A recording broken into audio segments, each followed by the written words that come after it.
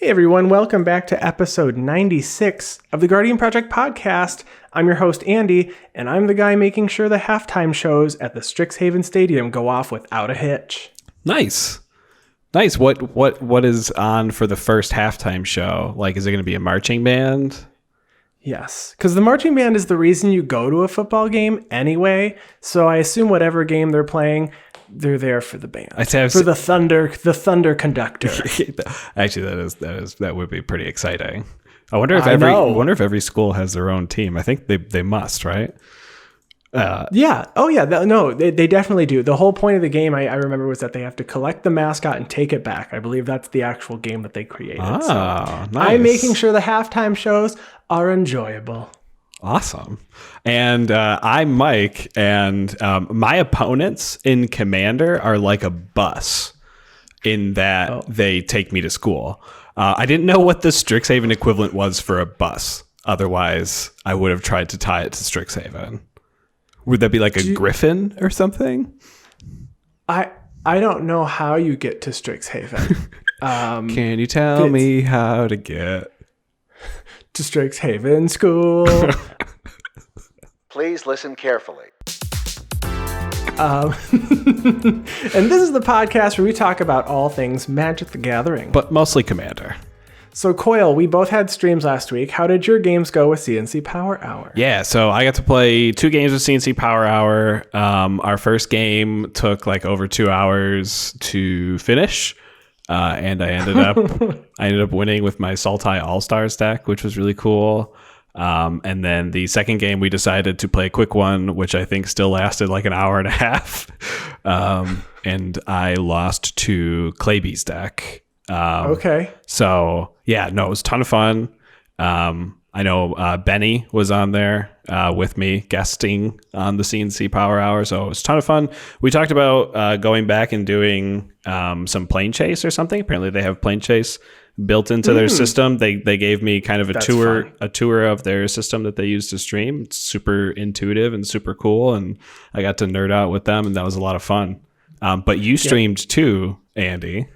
I did. I streamed with Moderately Anonymous MTG, so we played some CEDH on Saturday, and in 3.5 hours, we played 6 games of Commander. They were all, the first few were real fast. By the time we finished the 5th game, we were like, well, I guess it's only going to take another 20 minutes, so, are we all in for one more? And then that last game took a long time. But I won 2 of the 6. I won with Malcolm and Vile Smasher twice. I won with Demonic Consultation on one, and I won with Tainted Pact on the other with Thassa's Oracle. Very nice. But the stack was crazy on the last game. I had to remove 2 Collector Oaths, fight through counter spells, bounce my own Dockside Extortionist, and Underworld Breach with deflecting spots and stuff in the graveyard to get there. But I did it, and my brain hurt. Nice. My brain hurt. And the only other update that we have from this past week is the April update from the Commander Rules Committee. As of right now, there's no changes, but they did say they have their eyes on some cards that they're watching, but they want to wait until we have more in-person play to get a sense for how they would impact the format. They said while webcams have been amazing for getting through this pandemic, the online environment isn't the same as traditional paper play. As it looks like things will start to reopen over the coming months, it makes sense to wait and see how it is. See how it is then. So, there's a lot of discussion online. I see things going back and forth on Twitter about Thassa's Oracle. I see things going back and forth about Hull Breacher, and Hull Breacher not even just from the competitive side, just being kind of a nuisance with both more competitive and less competitive groups. And I can see it. We all kind of knew it was there. So I'm curious to see what happens down the road there. Yeah. But we have a big topic this week. So Coyle, why don't you tell us what we're chatting about? Yeah. So if you are in the Magic community, which you are, you're listening to our podcast, you might have known that we've been given spoilers for our next set of Strixhaven, both of the standard set and the commander set, all 5 commander decks. So this week we're actually going to talk about some of our I'll call it favorite cards from the Strixhaven standard deck. Some of them maybe we picked because we think they're going to be very impactful. And some of them we picked because we've got decks that we're going to slot them in. And so we are going to talk about kind of our top 12 cards from the Strixhaven standard set. Yes, and before we do that, we want to remind you that we do have a Patreon, and we appreciate everybody who supports us. If you would like to support us, you can head to patreon.com/guardianprojectpod and donate for any dollar amount. We've got a lot of cool rewards in there. We've got some tokens. We're working on getting playmats, having a deck featured on the show, or even joining us. So if that interests you, please check it out. Yeah, and if you're looking for another way to support the podcast, whatever you are listening to the podcast on currently, or maybe if you're watching us on YouTube, you could follow us, you could subscribe, you could rate, leave a comment. We love interacting with our viewers on our YouTube videos and everything. If you're on YouTube, you can also hit that bell icon to see when we post new content. We always appreciate any reviews, any comments that you want to talk about. Tell us how we misplay in our gameplay videos on YouTube. We do, in fact, do that often. And sometimes we find it ourselves 9 months down the road. Well, Coyle, I'm excited to get to this list. I think it's time that we hit the books.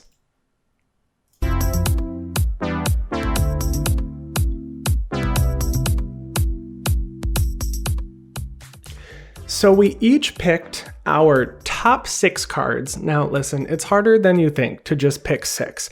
But, we said, okay, we can't have a 3-hour show. So we picked 6 cards each, and we're going to start with, number 12, work our way up to our favorites. So I'm going to go ahead and start off with a rock. But a rock that's a whole bunch of rocks to make it, I guess. Strixhaven Stadium. I assume takes many rocks to build that stadium. But it's a rock. So it's an artifact for 3 mana that says tap to add 1 colorless to your mana pool, and then put a point counter on Strixhaven Stadium. Whenever a creature deals combat damage to you, remove a point counter from Strixhaven Stadium. And whenever a creature you control deals combat damage to an opponent, put a point counter on Strixhaven Stadium. Then if it has 10 or more point counters on it, remove all of them, and that player loses the game. So I'm a big fan of mana rocks anyway. And this is just a mana rock that has a whole lot more going on. So for these token decks, I don't see how this doesn't just become a real good alternate win con for decks that are swinging with a bunch of tokens. And being known as, well, I guess, the old token guy, and I don't mean old as in I am old. I guess I used to be, previously the token guy. I feel like now I'm the combo guy. I'm not sure. But I feel like this is a card that I would have played in every single one of my token decks. What do you think? I think so too. It only costs 3 mana. It's colorless, so you can get it down early enough. It's not going to impede you anyway, and it's not a win more card, so it's a win condition. So why not? So I feel like, last week I was talking, if you follow me on Twitter, you've probably seen that I killed a bunch of my decks, and my brand was responding to Andy Zepke from the Scrap Trawlers with, this would be really cool in my insert deck if I still had it. And so this was one of those cards that I would have played in my Hepatra Vizier of Poisons deck. So, you've seen that deck often. You have just Axe Oops. I was just playing the game and I have 6 or 7 snakes. Oh yeah. You could easily get 10 point counters on this. But additionally, Hepatra plays Proliferate.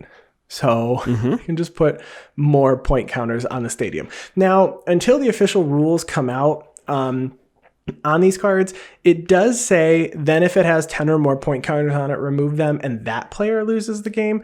Is it only players that had contributed to the points? Is it the one who contributed the most points? Do you get to pick some? I assume it's going to be remove them and a player you choose loses the game. Well, a player that you dealt damage to this turn, probably. Well, I would assume, because it says that player. So I assume it can be anyone, but they had to have at least contributed 1 point counter that turn. I'm not sure. So the ruling is not out yet. So we're a little bit ahead here on this, but I love this card. The other deck that I do still have together is the Locust God. And do I dare add this? I mean, oops, 18 locusts in a single turn happens all the time. Sure. You could, I wonder if you can take out, I think you can still only take out one person because it says if it has 10 or more, right? So it can't be like 10 or 20 for 2. It's just 10. But I think swinging, 10 locusts at one person and maybe 1 at someone else to take out the one you need to get out of the game. Right. That's a valid strategy in the Locust God. Yeah, I guess if you look at this compared to other of your token-wide strategies, if your tokens themselves are evasive, like Locust God, this card is really nuts. But you have to compare it, I guess, to like, what's the 3-mana green enchantment? Whenever you swing with a creature, you get to put a counter on it. And then Druid's Repository. Not Druid's Repository, not the mana one. The one that will give +5/+5 has 5 or more counters on it. Is that Beastmaster's Ascension? Beastmaster's Ascension. So comparing it to Beastmaster's Ascension, it gives +5/+5, and I think Beastmaster's Ascension also grants trample. Maybe it doesn't.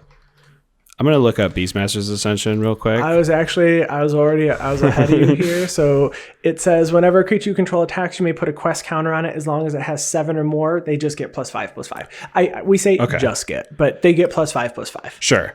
Okay, so that doesn't give evasion either. So yeah, this might be the best 3-drop win condition then for a token go wide. Yeah, I think it's great. I like it a lot. I plan on testing this out in the Locust God, but I used to run the Amera Soul of the Accord, the new Amera, or the newest from Guilds of Ravnica, and just making those. I think does she make soldiers, or I think she makes soldiers. I mean, even just with the couple here or there, and seeing as a lot of our play group is not focused on dealing a lot of a little, like, what am I saying? I'm not getting swung up by 15 creatures often. I'm getting swung up by 1/10/10 and not 10 1/1s. Sure. So even if I'm swinging at you with 6 creatures and you swing back at me with 1, I'm still going to get there with 10 points next turn. Right. So I think this is a really cool card. I'm looking forward to it, and I plan on, and if nothing else, it's still a rock. You're paying 3 to give yourself a rock. Yeah. So the point counters is just added benefit, and if someone wants to remove that versus removing one of your other rocks that can actually give you colored mana because of this reason, I'll take it. Yeah, it's wonderful, and you can even trade it from your graveyard later on too. So exactly. No, super strong. Love that it's an artifact and not like a land or something. So.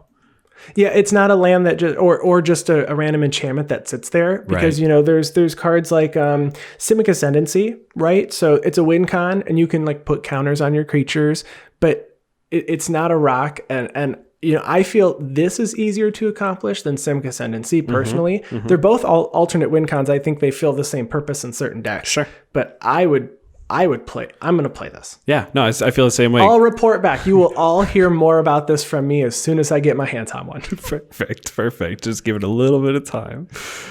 All right, so my first card, I guess, quote unquote, last place on my list. Last place on my list is going to be one of my new decks that I build from this set. You're actually going to make this. I'm going to build this. I'm going to try to do it with the build restriction too, but we'll see how it goes.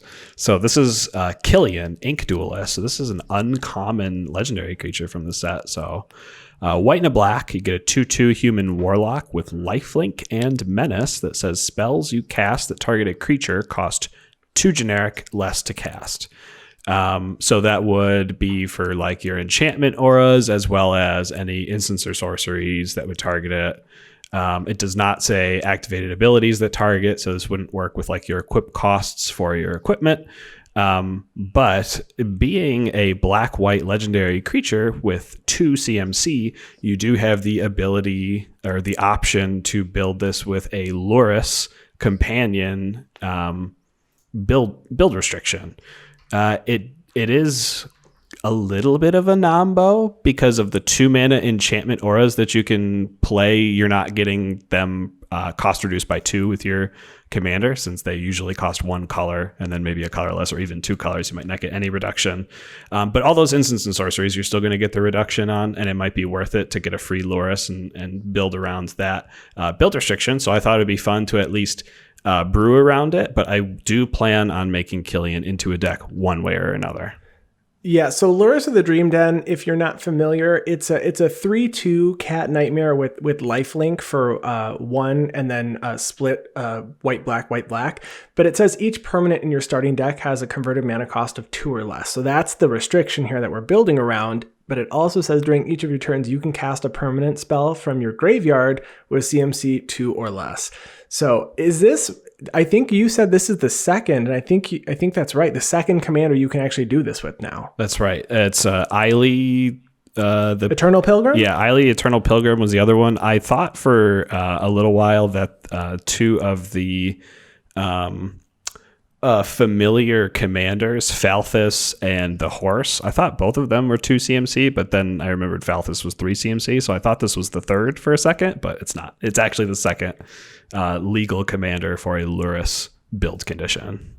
Now, do you think it's going to have implications on reducing your or putting that restriction on having such small spells? Like, they have to be able to do a lot. Well, do you have you started working on this list yet? So I haven't started working on the list yet, but it is important that Lurrus is only restricting your permanents with that converted mana cost. That is true. Each permanent card. So it'll probably be more focused as a spell slinger deck or like a combat trick type of deck, maybe using some of those black and white instant speed things. I mean, Killian having evasion with menace and then already having built-in lifelink, some of those black instant spells that were going to cost me life in order to pump up Killian.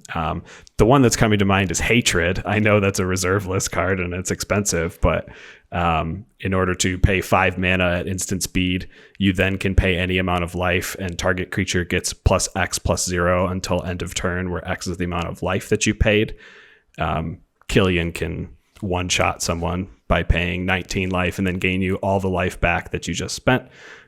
So yeah, cards like that. If Hatred only costs 3 mana, that means on turn 3 I could be killing someone with Killian. I'm really excited to do something like that. Gross, that's cool. I also like the ability, because it says spells that you cast that target a creature cost 2 less. That significant reduction, if you're looking at a spell that costs, I don't know, 4 mana, like three and a black. I mean, those spells cost 4 for a reason, and if they cost 2, they might be. I have done 0 research into Killian. It wasn't a card that had stuck. It didn't stick out to me that much. Thinking about it more now, I think the card could do a lot. I'm interested to see what spells you put in, or if you're going to rely heavily on hoping for that cost reduction, because I wonder if Killian will be a commander that people expect to remove a couple times. Well, it is important to know. I know I talked a lot about creature auras and instant sorceries to pump, but it doesn't just say creatures you control. So it's also going to reduce the cost of your spot removal spell. So you could run it as Orzhov control, or I guess I shouldn't call it Orzhov, but Silver Quill control. Silver Quill control. No, I think no, that's what I was going for, was the 4 CMC destroy target creature. Yeah. With that being like with your turning something Vraska's into Contempt for 2 mana is finally worth it. Vraska's Contempt for black, or even having something that costs 3, like I said, 3 colors and a black. I imagine there's a lot of spells out there that will probably be really nice to have when they only cost 2 mana and not 4. Yeah. Yeah, interesting. Killian Ink Duelist. The artwork's great too. Very much so. Really, really like it. And I like it a lot. This is the son of the Dean of Silver Quill, Dean Ambrose. Dean Ambrose. Well, my next card, switching gears to a different college, we're going to look at something that is from Witherbloom right now. I am going to be talking about Culling Ritual. So this is a sorcery for 2, a black and a green, that says destroy each non-land permanent with mana value 2 or less. Add black or green for each permanent destroyed this way. So I like this a lot because the powers that be, and there's just discussions online and the constant discussion about optimization for advocating for 2 CMC or less rocks or what have you, and creature like mana dorks has really, I've seen it. I mean, and I've done it myself. I think Culling Ritual is going to be one of those cards that if you can get it out soon, it'll be great. If you do it later, you're destroying a lot of low CMC rocks. And this is both regular and competitive, I think, because in competitive, I mean, people are just dropping 0s and 1 CMC artifacts on the first like 2-3 turns. If you're like, I'm just going to get rid of all of them, it's like, oh, okay, interesting. But you get to add all that mana. I mean, you could have one big turn, right? You could play it and, I don't know, get 5 or 6 mana. I imagine that by the time you play this, it might not be as valuable in a just a regular kitchen table game. Sure. But if you're playing with folks that optimized a little, right? Like you and I optimize a good amount. I think this card's pretty powerful. Well, and you know, on the other side of the coin, you and I were talking a little bit I'm planning on using a card like this to my own personal advantage by killing all of my own creatures, using it in a tokens deck to fuel a giant Torment of Hailfire or something like that. But you know, it has the converted mana cost 2 or less thing. So if you have a commander that's CMC 3 or higher that takes advantage of death triggers, you're gonna net yourself a bunch of mana on top of a nice little self board wipe that you're gonna do yourself anyways. Exactly. And I noticed you did, and I have to keep looking at the card as I say it, but mana value is so difficult to say. I'm so used to saying converted mana cost. Scryfall still sorts by CMC, I just want to say. Scryfall, what are you doing? We gotta give him time. So yeah, my number 5 is Culling Ritual. Yeah. That's and I'm sticking with it. I like it a lot. It's not. I don't think it's going to be that expensive, and it's a decent way to remove a bunch of low CMC cards from the field that might be clogging up the field. You know, token decks get wrecked. Ooh, actually, I'm just thinking Marin. The card's bonkers. You kill all your own little tiny guys and bring one back or something. Okay. Sorry. My number 5 is a little bit different. I don't normally build around this kind of mechanic, but I really, really like this card, and I have a deck that it goes in. So this is Accomplished Alchemist. For 3 and a green, you get a 2/5 Elf Druid that taps to add 1 mana of any color, or it can tap to add X mana of any one color, where X is the amount of life that you gained this turn.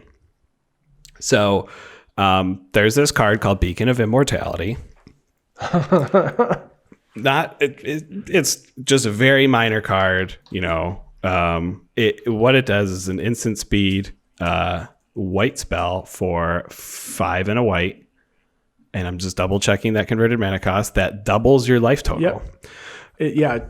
Double target player's life total, and then you shuffle it back into its owner's library. So with Accomplished Alchemist out, you know, you go and you cast that the next turn, and then Accomplished Alchemist taps for 40, and then you cast Heliod's Intervention for X equals 38 to gain 76 more life after that, and then you pass the turn. You never have to worry about your life total for the rest of the game, and that's what I'm planning to do. I like that you think you're going to be at 40 when you cast a 6 CMC white spell after my 4 CMC 2/5 blocker.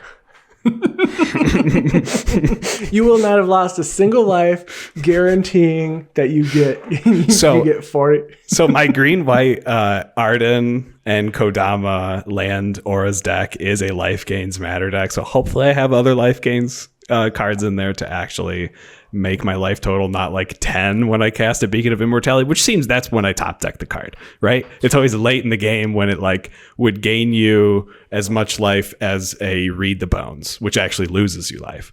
No. So yeah, I always top deck it late, but it would be nice to get it early. And I think Accomplished Alchemist, being able to, you know, go into those, there might be CEDH implications, but it's a really big board state that you have to build with the pristine talisman that gains you life and dramatic reversal under Isochron Scepter, but I don't think it's really worth it. So you're guaranteed being in blue there then. Yeah, blue and green. I mean, you're playing CEDH. You might as well play blue and green. Who knows? I just, I've never played a life gain strategy deck. I don't like, other than Veto, which is really life gain to drain specifically. And it wasn't just, I would like to gain 2 life incrementally. You know, Aloro is a life gain deck, but this is green. Obviously, it can't go in an Esper deck. It's something I haven't explored. I know you used to have a Tristani deck. I'm sure Tristani decks will play Accomplished Alchemist. That seems great for that deck. For sure. It seems really cool. No, I like this choice for anybody that is looking for something new for their life gain strategies. So my number 4 is Strict Proctor. So this is a Spirit Cleric, a 1/3 for 1 and a white. It has flying, and whenever a permanent entering the battlefield causes a triggered ability to trigger, counter that ability unless its controller pays 2 generic mana. So I really like this. I believe this is the first card that actually cuts off landfall. Well, I mean, I think, does Torpor Orb not hit lands? Torpor Orb?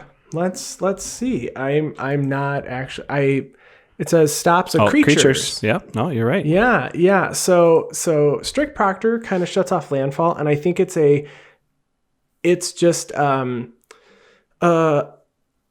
mechanic that is seen incrementally, or I guess just incidental. Yeah, you didn't even plan for it. It just works when it's there. You know, you don't have to build a landfall deck, and you're like, oh, it's okay to have 1 or 2 landfall cards in my deck. For sure.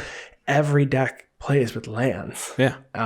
So you kind of have to have them. But I really like this card because you can abuse negative enter the battlefield effects, which is really the reason I like it a lot. So, you know, Phyrexian Dreadnought coming in, you don't have to sacrifice power 12 or more, or Lotus Field coming in, you don't have to sacrifice lands when it comes in, or, you know, the Theros Titans from Theros Beyond Death. Now, I mean, that's kind of more of a standard implication there, but you don't have to, they just come in, and you don't have to deal with the rest of it. But I think more importantly, landfall is seen so often, and I think that a lot of people play around with ETBs. So I was trying to think of the things that weren't just creature ETBs, but this just affects creature ETBs as well, and they're everywhere. Right. Every game I play has at least one creature. When it enters, you do something. For sure. I would love to just tax somebody for 2 to not get out of hand. Yeah, I guess the only way this could be, like, if this had flash, it would be super, super crazy. But it's a 1/3. It's got a pretty good butt. It's flying, and I love, you know, normally you would say like a hate bear that was, it's not a bear. It's actually, it's got a little different stats, but a hate bear that is global rather than just your opponents, you might think as like a less worse hate bear, but you're right. Taking advantage of being able to not have the negative effects is so cool.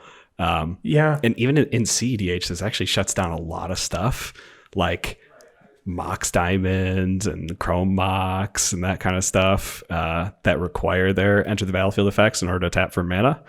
So I think Strict Proctor is probably going to be one of the more useful cards that I play. Now, the other thing to mention is this feels very Drannith Magistrate-y, in that it kind of really hoses it, in many cases, like one particular person's strategy. Like it might affect one person more than the rest, and that's always a feel bad, especially if they rely on their commander or they're relying on enter the battlefield abilities. That's the only grain of salt that I have with it, is that I do completely understand that Strict Proctor could cause some feel bads. Yeah. Not as bad as Drannith Magistrate, because you don't completely cut it off. They have to just pay more. Right. But having that one person who's really only affected by it have their spells cost 2 extra to do anything feels kind of dirty.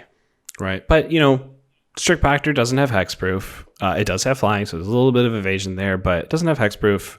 yes, you're going to have to spend mana to remove this if you're the ETB player. I think of this as less of a problem than Hull Breacher. And honestly, when Hull Breacher came out, I thought Hull Breacher was going to be a huge problem. And seeing it being played in casual games, it's like all you have to do is change your strategy to go, I have to remove Hull Breacher before I can cast my Brainstorm now, or something like that. Like it just changes your strategy. I don't think this, especially since this doesn't completely shut anything down. You could just pay the extra 2 mana. This is a super fair card.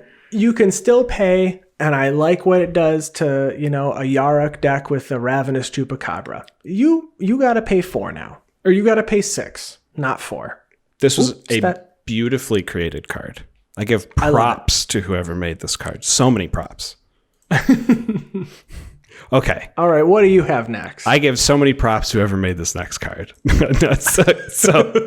My next card is one that a lot of people probably think is a meme. I think it's going to be really cool. I haven't brewed the deck yet, but this is Dragon's Approach. This is the sorcery where you can play any number of them in your deck. So for 2 and a red, sorcery says Dragon's Approach deals 3 damage to each opponent. You may exile Dragon's Approach and 4 cards named Dragon's Approach from your graveyard. If you do, search your library for a dragon creature card, put it onto the battlefield, and then shuffle. So the fact that you can play any number of these in your deck is going to make cards like Thrumming Stone really, really good, which if you don't have a copy of Thrumming Stone, I'm sorry. Because this card... This card, up again. Yeah, it went up to almost $100 because of this card's release. But it's interesting because every other time you've seen a card that says you can play any number of them in your deck, it's always been a creature. And now we finally saw it on a sorcery. Right, I like it. It's so interesting, and I don't know what the best strategy is for it. And it's got this, like, even just a 3-mana sorcery that deals 3 damage to everybody, and you can play any number of them, I think would have been enough for this card. But the fact that you can fetch a dragon for free when you cast your 5th one, basically, is really, really interesting. And I don't know what deck. This is the one part of this card that's making it so difficult to build the deck in. I don't know what dragon I care about in a Spellslinger deck. I really don't. So a Mizzix of the Ismag this deck, so it becomes real cheap eventually, and then I don't know, just big dragons. It would have to be dragons only in red blue. Blue. So Niv Mizzet is probably the best one for a Spellslinger. All 3 Nivs are totally fine. Yeah, you just can't play the other one. I like them a lot. Can't play the 4th Niv. Because he's 5 colors. Correct. You can't play You can't play Niv the final form. Is it a final form? Who knows? It's 5 color. Next it'll be colorless when they suck the guilds right out. Ooh, that would be super cool, actually. And then it's a colorless Niv Mizzet that it's just Ugin. It's just Ugin. You find out Ugin's in a time loop, and it's actually Niv Mizzet turning into Ugin eventually. Whoa. So I also have to say, Dragon's Approach, if you have not pre-ordered or you are going to be opening this, don't get them yet, because right now, the cheapest you can find this is for $3.24. Yes, this is a common. In this set.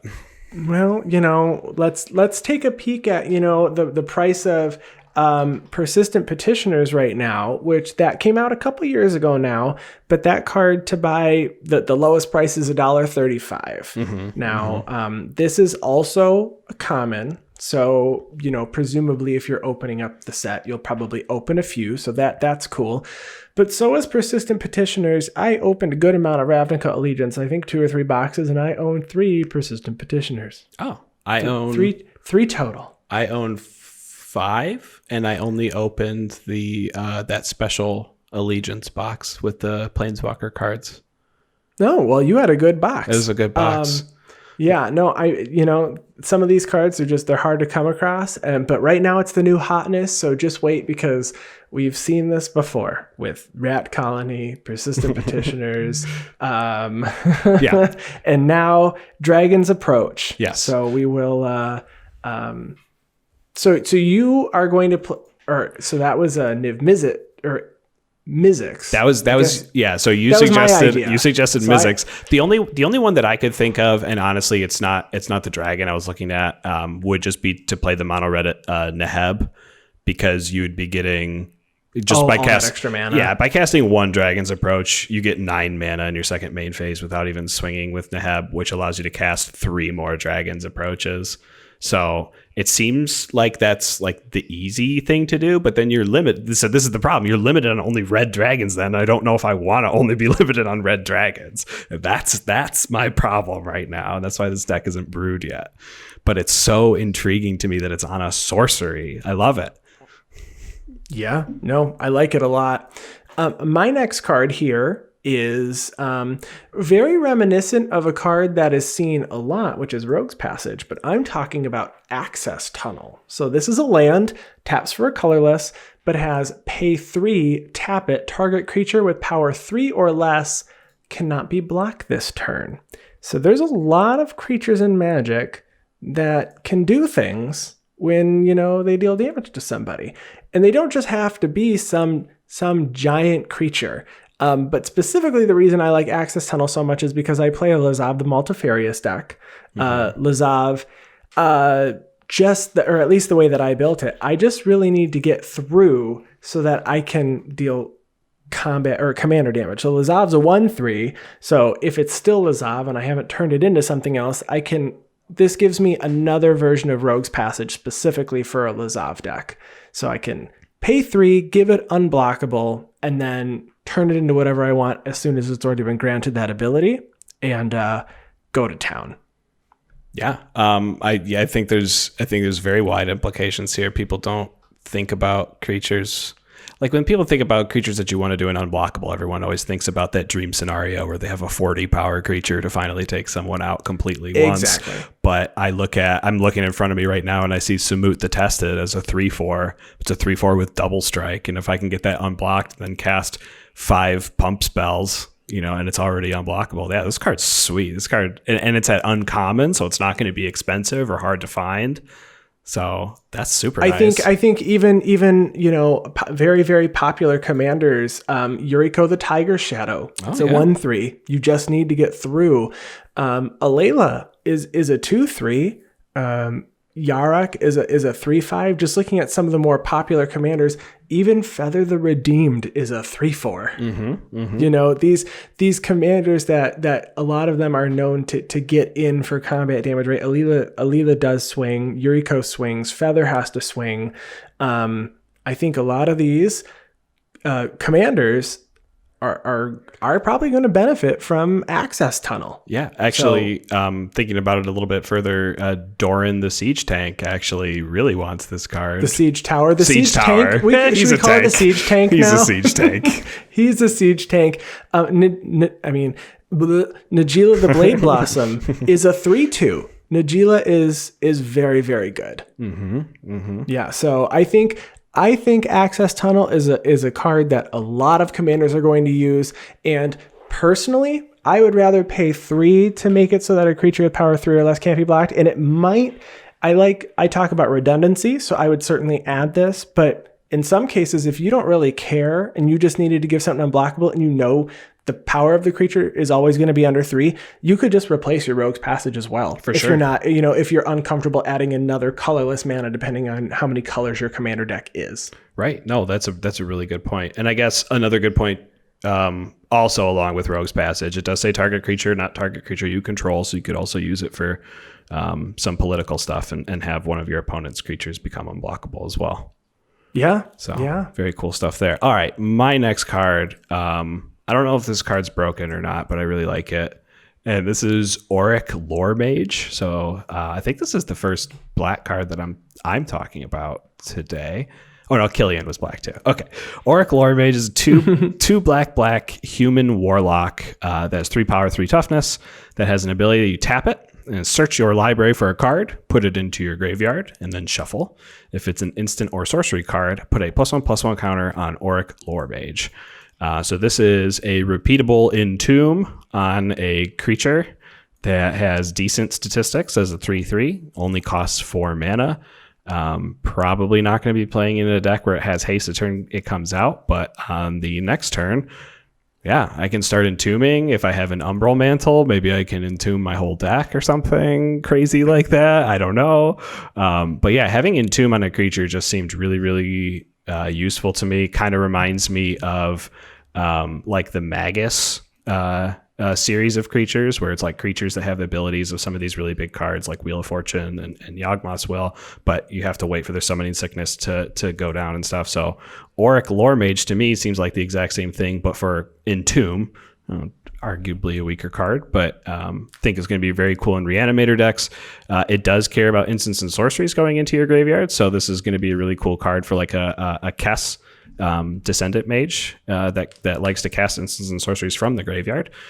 So maybe you can get Auric Lore Mage really big that way. I guess Riel cares about the number of instants and sorceries in the graveyard in exile. So if you're in like a Grixis Wizards deck and you can combo this with a Riel or something like that, that would be really cool.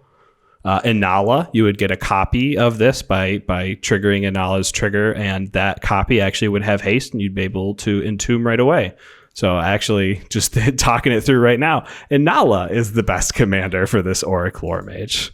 Oh, it's not a wizard. It's not a wizard. That's Dang why I was it. like, wait, I'm about to Google Inala or Scryfall as it's a human warlock. I was like, wait, what am I missing about Inala? Have I been I just think misunderstood? everyone at Hogwarts is a wizard, like everybody else, but none of them Nope. are.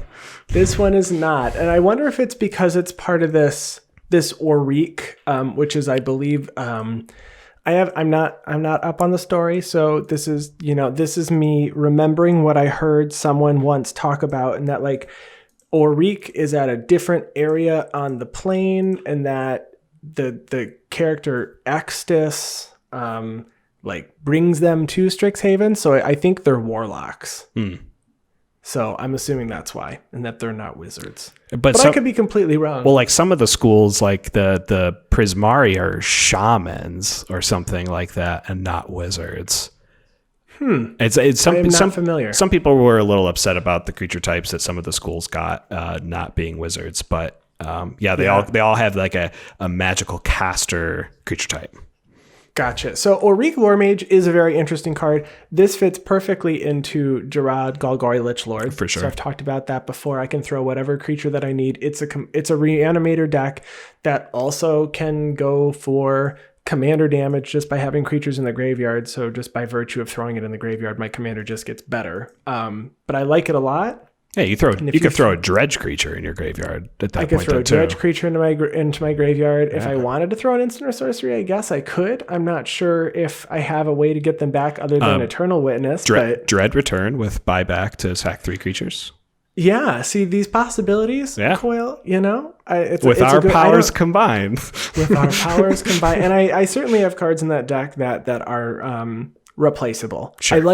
I like where the deck is at currently. I've talked about that. I think it's got a good win rate, but I think some cards are really just not really doing it. They're just not really doing anything. Okay. And it might just be worth switching out just to try something new. Sure. So I like Auric Lore Mage. And then I'm going to stay in black as well, but I'm going to add a color. We're going to actually, you know what? It's not, it's Witherbloom. Yeah. We're going to go black. We're going to go back to black green here. So, my number 3, this is my number 3 card or my number 2 card? No, this is my number 2 card now, is Rushed Rebirth. So it's an instant for black and a green that says choose target creature. When that creature dies this turn, search your library for a creature with lesser mana value, put it onto the battlefield, tap, then shuffle. Oh boy, I love this card. This is another card that I'm going to be putting into Gerard Golgari Lichlord. If you know me, you know I like my combos, both in Magic and the pretzels filled with cheese. Those are also delicious combos, the best combos that there are. Also, I really like the pizza combos. Those are pretty good too. What about like your combo at Taco Bell or McDonald's or something like that? At Taco Bell, I get the chalupa combo. At McDonald's, I order chicken nugs. But where do those rank on your combo meter? On my combo meter, Yeah. Taco Bell is food-wise. Well, I mean, Taco I Bell- kind of figured everything was on the same combo meter. Like there's so Veto including number Rushed 1, Rebirth? like Veto number 1, McDonald's number 2, yeah, Rushed Rebirth number 3, Taco Bell number 4. Oh gosh. All right. Rushed Rebirth. I don't even know if it's in the top 10, I'll be honest, but I like it a lot. I like it a lot. So what I like mostly is that it's choose target creature. So it doesn't have to be yours, which is even better. Like, so if you're playing it in a deck where you're already sacrificing things, wonderful. Mm-hmm. If you've got the 2 extra mana, even better, right? So you can just make the plan come together on your own. But just the game is creatures swinging into other creatures, and in every game, I can't think of a game that I have played where a creature hasn't died at all, where you wouldn't be able to get some sort of benefit from Rushed Rebirth. Right. So if someone has a creature that costs, I don't know, even someone's commander that costs 5 CMC, right? When a commander dies, now it hits the graveyard. So if someone's playing a commander that needs to go, and you go, oh, someone's definitely going to remove that commander because it's a nuisance. You just hold your Rushed Rebirth until someone else deals with it. Right. And then you choose a creature with lesser mana value, and just put it on the battlefield tapped. In my Dura deck, that could be the win, or, that could be the difference between winning the game or not. Me just being able to get a creature that can come in and then sacrifice it immediately, right? If I have Dura out, I can grab a creature with a huge power, put it onto the battlefield, and then have the 3 mana available to sacrifice it. Yeah. So, but this is also great if you're playing a deck that wins with like Lab Maniac, right? So you are, if you're in Sultai, or more, right? Could be any color deck. Mm-hmm. And you have a way to mill out your library, and someone else's creature dies, you can go grab your Lab Maniac and win. This is instant speed. I think this card's really, really neat.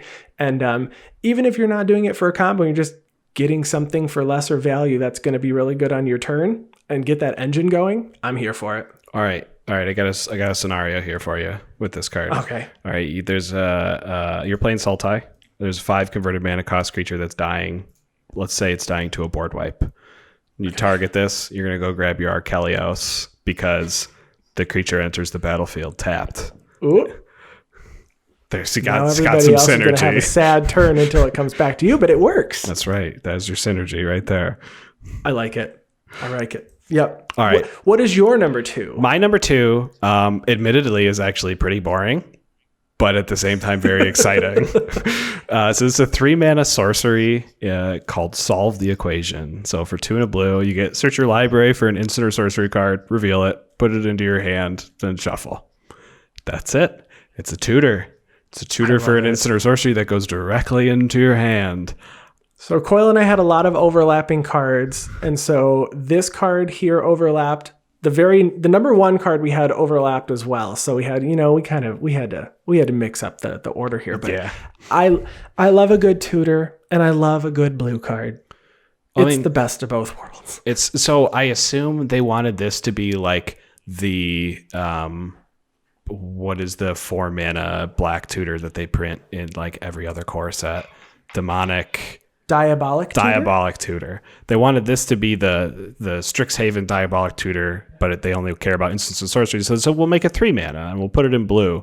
But it's nuts. It's absolutely crazy to do this, in my opinion. Mystical tutor only costs 1 and it's an instant, but it doesn't go into your hand. The card doesn't replace itself. Solve the Equation puts it directly into your hand. This is going to be played in every format besides tutorless formats. Well, maybe not formats. When I say formats, I mean commander power levels. Okay, I was like, oh, those are some big words. That for a 3 mana sorcery. I was like, 3 mana sorcery is not Vintage gonna play that. Vintage Legacy? Probably not. Well, Vintage does get some good mana. I have no idea, but yeah, I agree. Admittedly boring, but solid card, and it had to make our list. Yeah, for sure. Had to make our list. So my number 1, this is a cycle. We couldn't go without talking about it, but this is the mastery cycle. So you've got Devastating Mastery, Ingenious Mastery, Baleful Mastery, Fervent Mastery, and Verdant Mastery. So these are spells that have a reduced cost that really give some sort of a benefit to your opponent. So Devastating Mastery is destroy all non-land permanents. But if you pay the lesser CMC for it, an opponent gets to choose 2 permanents they control and return them to their hands. The Ingenious Mastery is pay X, 2 and a blue, and you can draw X cards. But if you pay 2 and a blue, rather than paying for the spell's cost, an opponent gets to scry 2, make 2 treasures. The Baleful Mastery is exile target creature or planeswalker for 4, but if you pay 2, an opponent gets to draw a card. I mean, that's okay. Fervent Mastery is search your library for 3 cards, put them into your hand, shuffle, then discard 3 at random. I'm not a big fan of this. And then also, if you play the lower CMC here and you pay the alternate 4, an opponent gets to do a Winds of Change on themselves. So they get to discard any number of cards and then draw that many. So like the downside is also feels really negative. But I guess if you need potentially to get 3 different win cons, I guess go for it. And then Verdant Mastery is searching for basic lands. If you pay the lesser cost, you have to give one of your opponents a basic and then you get the rest. I put this up here because I don't get to talk about new cards for Noyandar very often. Devastating Mastery and Ingenious Mastery are both going in, so reducing the cost is great. Destroying non-land permanents is exactly what Noyandar wants to do, so I have to look for specific board wipes that don't destroy lands. And paying 4, I can use it politically, so I can say, hey Coil, if I use this and I want to pay 4, will you not do something to me next turn? I mean, whatever it is. And then you can hopefully save 2 of your permanents. Right. So I like that a lot. And then Ingenious Mastery is just Stroke of Genius. But if you're short on mana, you can pay the 3. And in some cases, it might not really matter if you give an opponent two treasures and they scry 2. And it might actually feel good if you're playing with somebody who got like mana screwed or something. Like, here's some treasure so you can try to get back into the game, and then you made a friend. So I love these. Devastating and Ingenious Mastery are absolutely going both in Noyandar. So if anyone opens them in foil, including my awesome co-host who's not a fan of foils, I'm gonna need both. You know it. My favorite of the cycle is actually Baleful Mastery. I love the fact that I do not have to give the card draw to the person whose creature I am killing with the spell or exiling with the spell. It just says an opponent draws a card, so I'll kill Andy's creature and let one of our guests draw a card or something. Is that how that works? I wonder how the rule is actually going to work, but we assume something probably similar to like the Strixhaven, Strixhaven Stadium. Maybe, yeah, it could. Obviously, again, they're not fully defined here yet, but that does make sense if you can say, hey, Andy, I'm going to exile your planeswalker and then so-and-so can draw a card. Yeah, it's great. And I do like the idea of Fervent Mastery being a triple entomb at sorcery speed, or a good top deck in like an Anya Falcon Wrath or something like that. Oh, I didn't consider that. Yes, I did not consider that being good in a deck that has black in it. Right. That wants it in the graveyard. That does make sense. Or even a blue-red deck that is prepared to flashback a Past in Flames. Yeah, in fact, Riel, you'll get to draw 3 cards after discarding 3 cards. So yeah, that's pretty cool. Super cool. It has specific places for it, but I think this cycle is really cool. Any of them really do work. And there's a commander that cares about each of these. For sure. All right, Andy, are you ready to talk about the colorless elephant in the room? Yeah, this is definitely our number 1. So number 1, to no one's surprise, is Wandering Archaic / Explore the Vast Lands. Honestly, don't like Explore the Vast Lands, so I'm going to talk about Wandering Archaic mostly. I'll go over both parts. Wandering Archaic is a 5 converted mana cost Avatar 4/4. This says, and it's colorless, is whenever an opponent casts an instant or sorcery spell, they may pay generic 2. If they don't, you may copy that spell, and you may choose new targets for the copy. So you just get to copy everyone's spells every time they play them. They're instants or sorceries. The green player casts a Cultivate. They probably don't have another 2 mana to pay, and you're going to get a Cultivate too. And if someone tries to play a removal spell on your avatar, well, you're going to remove something of theirs too, because you're going to get a copy of it most likely. Exactly. And the best part is it's colorless and it fits in every deck. So you can get the benefits of a color that is doing things that you don't normally do in a green deck or in a white deck. You know, someone's ramping real hard and you're playing this in your mono white deck, you're gonna potentially get that ramp as well. For sure. Just real quick, the other side, explore the vast lands. So 3 mana value sorcery.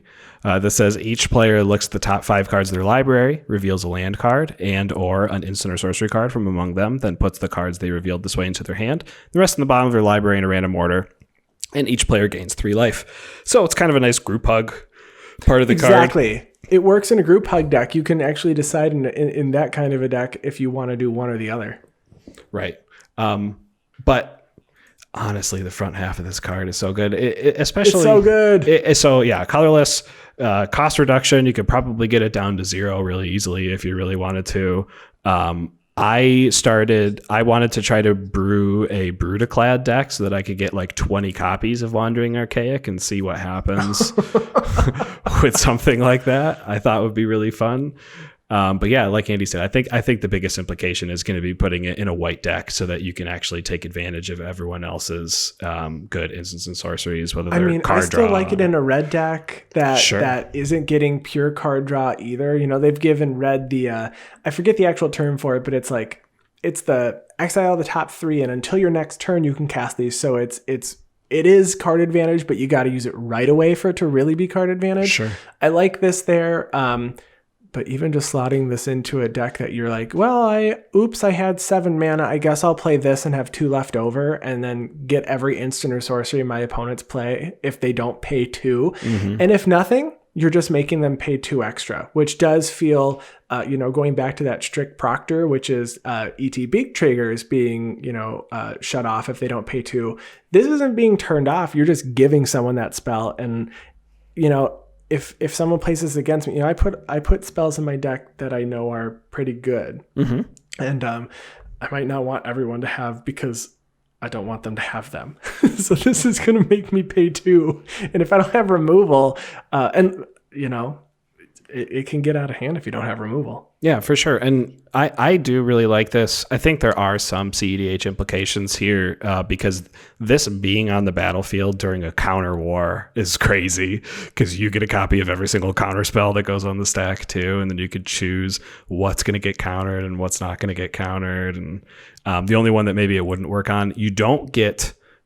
So if someone copies a spell, this doesn't trigger. It's only when they cast a spell. So like a Flusterstorm, you'd only get 1 copy of Flusterstorm, so you'd only be able to do 1. But so it's important to note that, especially with so many cards in the deck that do care about casting and copying spells, this one doesn't care about copying spells.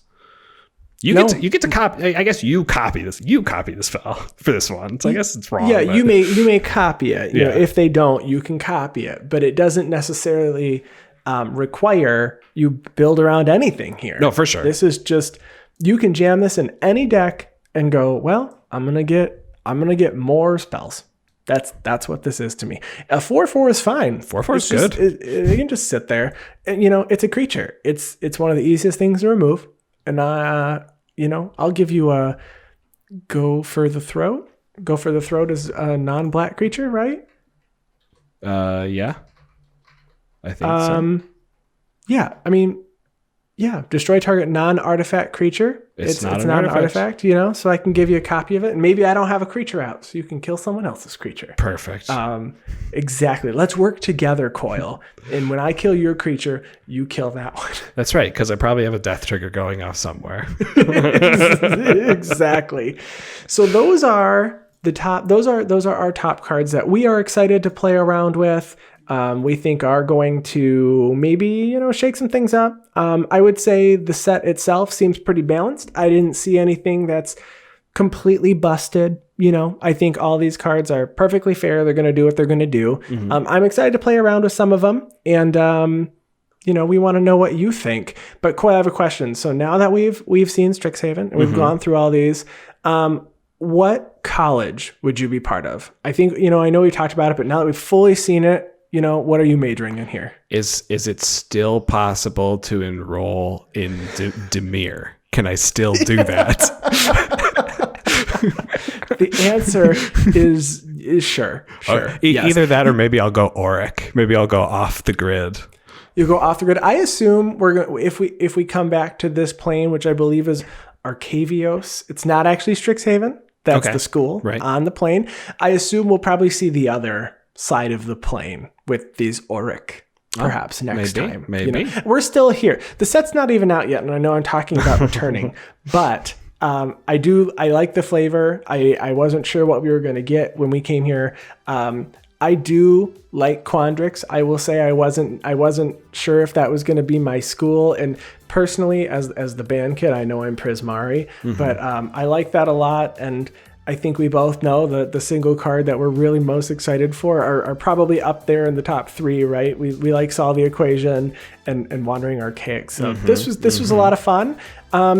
We want to know what you are all planning on playing with. So tweet at us at Guardian Pod and let us know what you're brewing, or send us an email. And that's it for this week. So we want to thank you all for listening. If you want to contact us, you can find us online at theguardianprojectpodcast.com. You can find our social media on Twitter at GuardianPod and our gameplay videos on YouTube at youtube.com/theguardianproject. You can find me on Twitter at ATFlory. And you can find me on Twitter at WormCoilEngine. And of course, we want to give a special thanks to our producer and editor, Ryan Nichols. Thank you so much. And Chris Wolf, who's been handling all of our graphic design. Again, thank you to the both of you. And to all you listening, we will chat with you next week. We will see you then. Bye, everyone. Bye-bye.